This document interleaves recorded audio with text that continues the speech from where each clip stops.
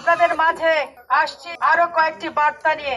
আমাদের নেতা তারেক রহমান 31 দফা একটি পরিকল্পনা করেছেন। যদি উনি রাষ্ট্র পরিচালনার দায়িত্বে আসতে পারেন তাহলে সেই পরিকল্পনা বাস্তবায়ন হবে। সেই পরিকল্পনার মধ্যে অন্যতম নারীদের জন্য ফ্যামিলি কার্ডের ব্যবস্থা করবেন। যে কার্ডে আপনি সরকারের যে সুবিধা আছে, সুযোগ সুবিধা, সেই সুযোগ সুবিধা পাবেন। সেই সুযোগ সুবিধাগুলো কি? প্রত্যেকটা পরিবারে যিনি মহিলা, হতে পারে তিনি মা, হতে পারে তিনি বোন কিংবা কারোর স্ত্রী, সেই মহিলার হাতেই কেবল সেই ফ্যামিলি কার্ডটা পৌঁছে যাবে।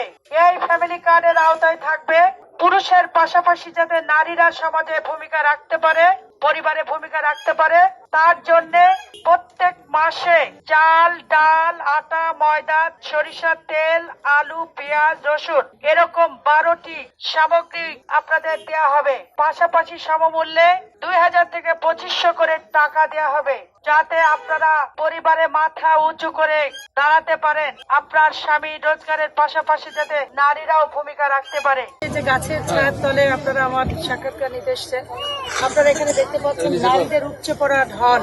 বিশেষ করে আমি নারী প্রার্থী হয়ে আসবার পরে সবাই আরেকটু, আমরা বলি না যে নড়ে চড়ে বসা, আগে যে পরিবেশ ছিল সেই পরিবেশ থেকে সবাই সরে এসছে বলে আমি ব্যক্তিগতভাবে বিশ্বাস করছি এবং আপনারা সেটা সরজমিনে দেখছেন। প্রত্যেকটা নারীরাই এখানে আছে যারা ধানের শীষের পক্ষে, সাবিনা নাজমুলের পক্ষে ভোট দেবেন বলেই তারা এই গাছের